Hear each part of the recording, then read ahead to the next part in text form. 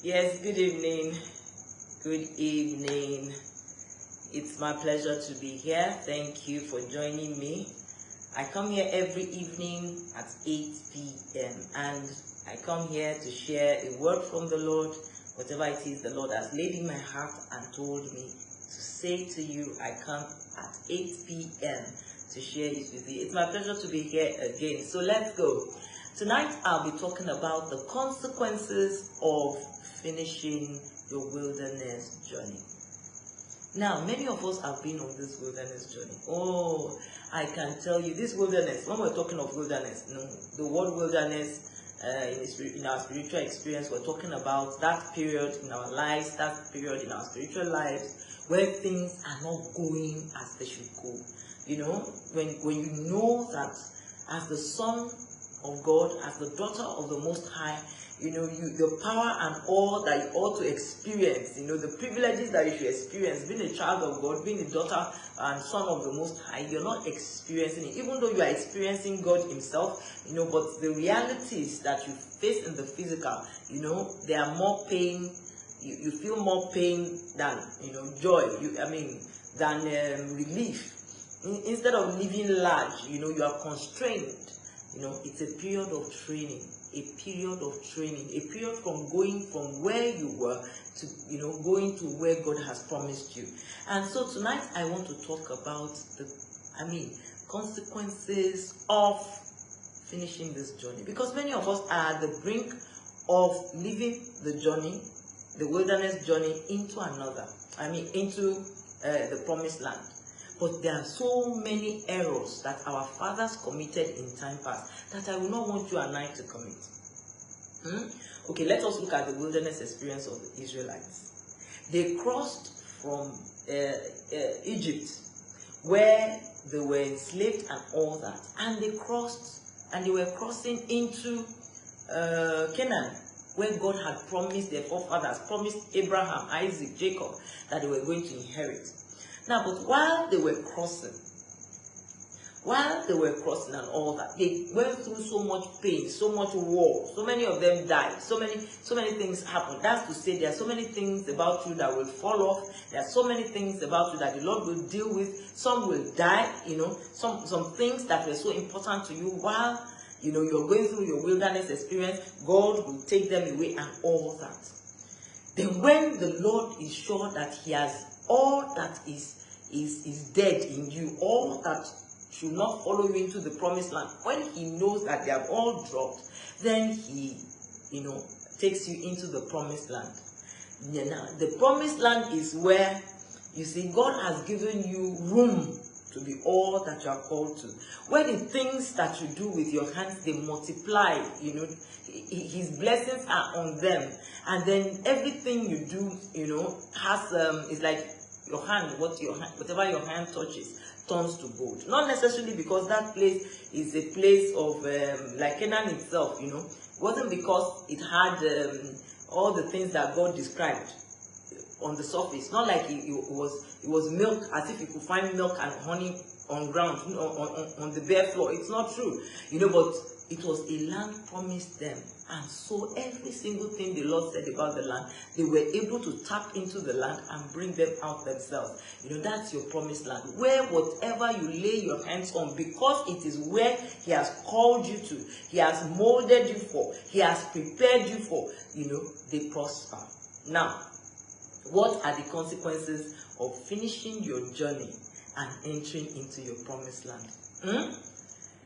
You pass through this journey, you cross this long and painful wilderness experience, and you are overcoming it and coming out, so that your children and your children's children, your followers, your disciples, generations to come, your generation and the generations to come, will not need to go through the same wilderness you did.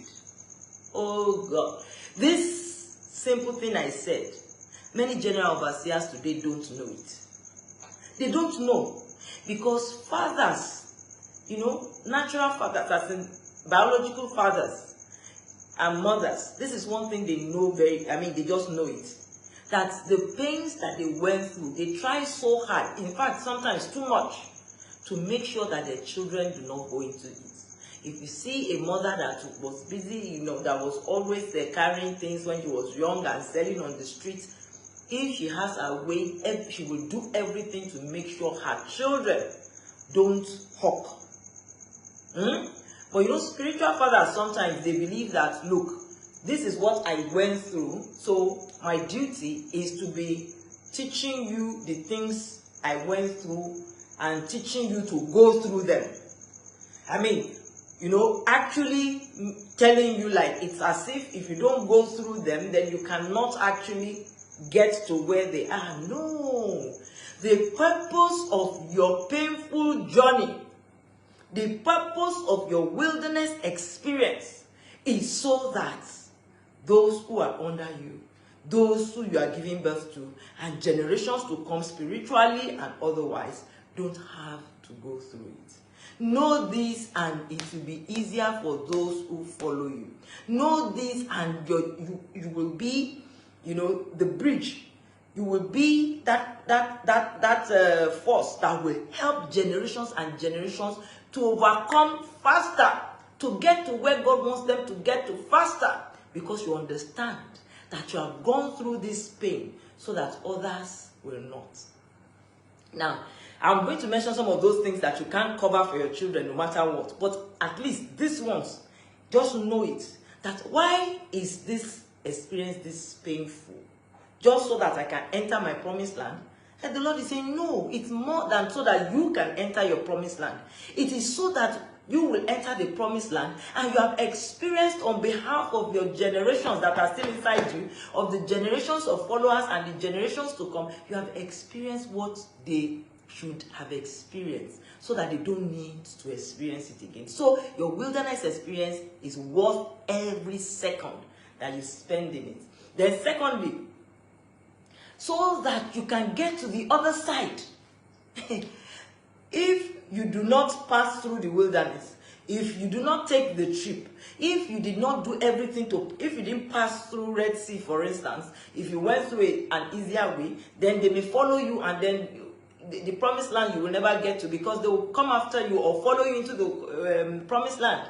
So you went through the Red Sea for the sake of your generations to come, so that you can cross to that place. So that if you are a church leader, if you are an NGO owner, if you are in any way you lead people are under you, you have a motherless home, you have this and that, whatever it is you went through, you passed through in your wilderness experience before you came into this thing that you are coming to, know that it has given you capacity to make the ones that you are going to raise not to pass through it. Don't make the mistake to think that you pass through it only so that you can encourage others to go and pass through it again. No. Jesus died for all of us once and for all. Same way you have crossed that wilderness so that many people who are going to be birthed by you spiritually, they don't have to pass through it again. If they are under you and you, when you were passing through your wilderness experience, if having money was your greatest challenge, if how to make money, how to start your business, how to do something was your greatest challenge, by the time God puts people under you, you must be able to put up a system, put up a platform, put up something that rescues people out of that same thing that took you so many years to overcome. So that they do not spend that same 40 years that was spent in the wilderness. It was actually meant to be 40 days. And so if you spend 40 years, I'm using it allegedly, I'm using that, if it is 40 years it took you, you can actually help people so that it takes them only 40 days. That is a very great consequence of you passing through that painful experience. It is so that you know what it takes, you know what it is, and you don't wish it on your enemy. Not like you are preaching it that those who are following you should go and pass that same thing. And again, why was it that tedious?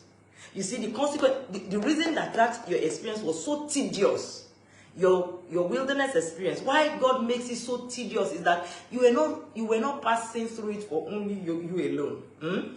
So maybe, for instance, you pass through something very painful in the hand of a woman who jilted you or a man who jilted you. So you know what it takes, you know what it is to be jilted.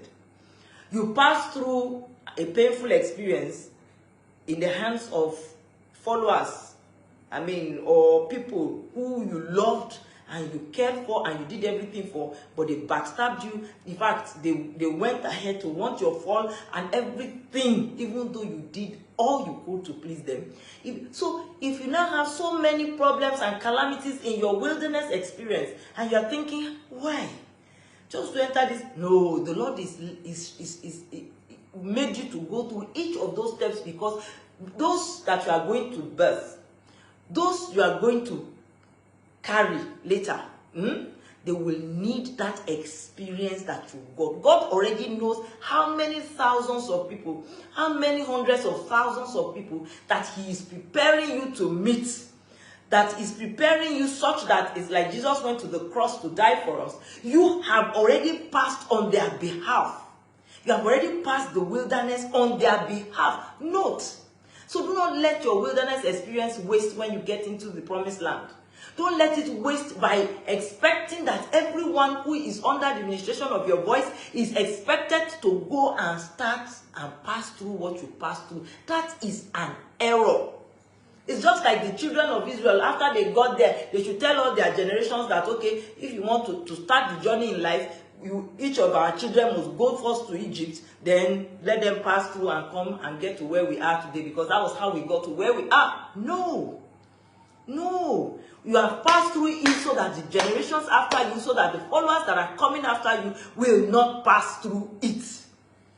Yes, I know there are certain things you cannot stop your children from getting through, spiritually and physically. So you can use the physical one to know the spiritual one. For instance, when you are raising people in the Lord, no matter how much you love them, if you make, you are supposed to create platforms. You must build platform for them to stand on. If it is economically that the Lord passed you through a great wilderness, did everything, you learned all the hard lessons of life and everything, then if it is economically the Lord wants you to empower people, then you must create that platform with such passion. You create it such that everyone that is going to follow you, they will, you are so concerned and so determined that I will make sure that everyone that will pass through me here will not suffer what I suffer economically.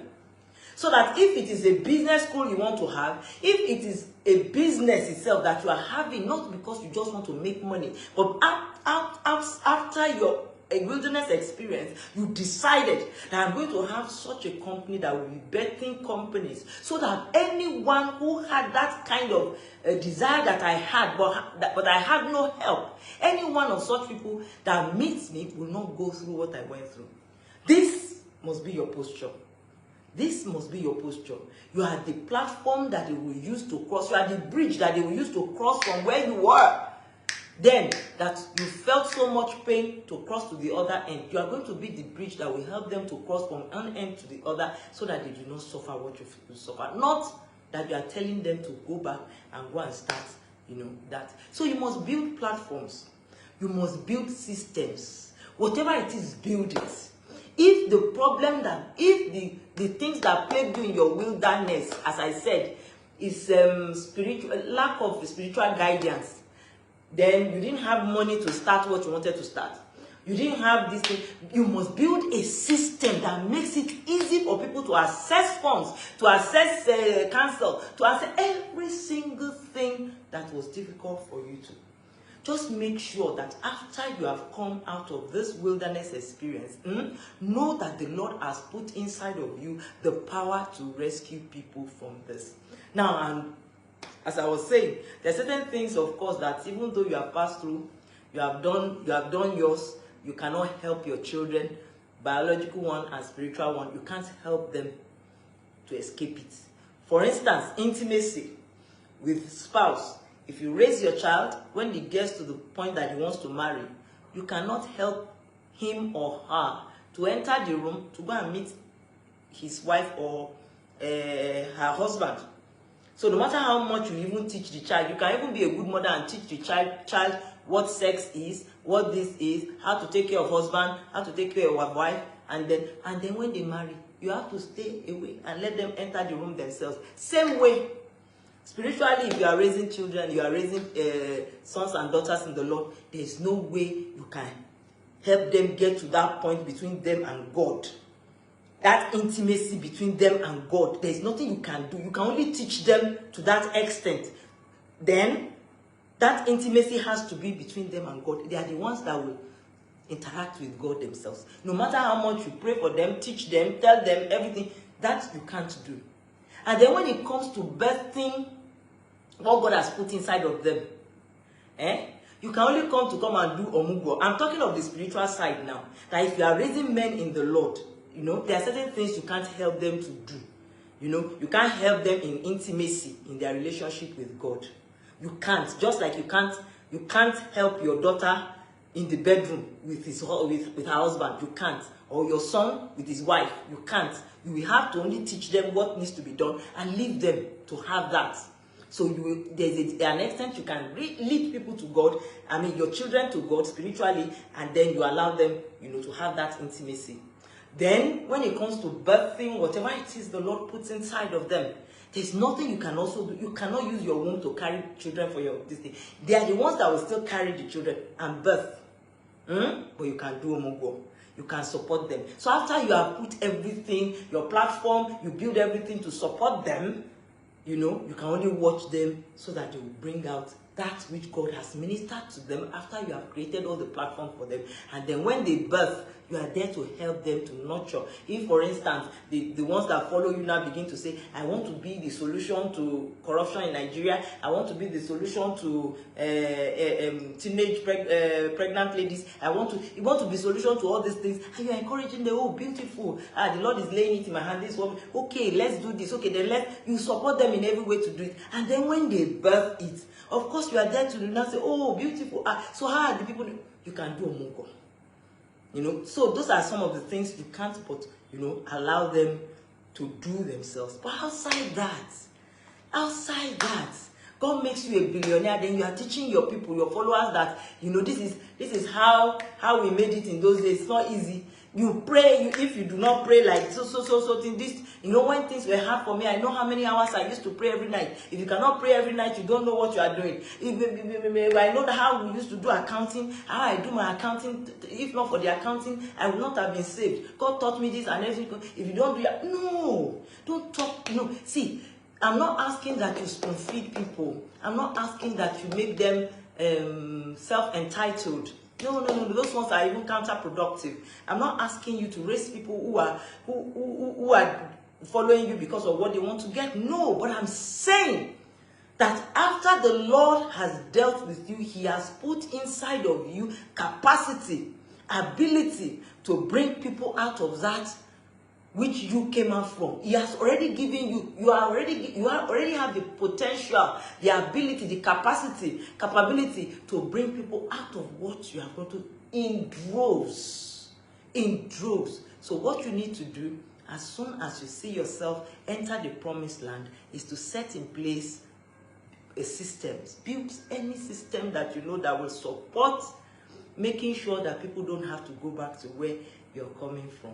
Set up systems, build systems, you know, platforms, give them platform, make it easier for people who will come after you not to go through what you have gone through, because the result of what you have gone through is that you have become a champion and you have become a title holder. I don't know how else to say it, that God has given you that ability to birth people, you know, to take people without going through all the rigors that you went through. That is the joy of coming out of this, your long journey, your long wilderness experience. This is one of the joys of going through it and coming out successfully. You have been empowered to help people not to suffer what you suffered before. Thank you very much for being there. I hope you gained something. Let's be here again tomorrow at 8 p.m. I love you. Bye.